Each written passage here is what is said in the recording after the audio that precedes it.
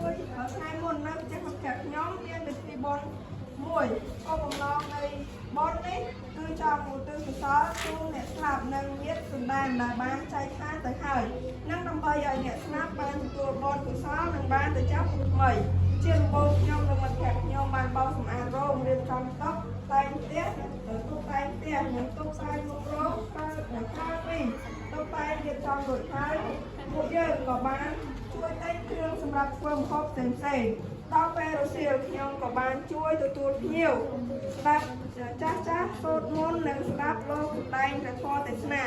និងវេចង្ហាន់ប្រគេនព្រះសង្ឃបានស្គរក្រោយពីកម្មវិធីបន់រួចពួកយើងក៏ថ្លែងអំណរគុណចំពោះភ្ញៀវដែលបានចូលរួមក្នុងកម្មវិធីនេះចំណាប់អារម្មណ៍របស់ខ្ញុំដែលសរសេរចំពោះកម្មវិធីនេះមានអារម្មណ៍ថា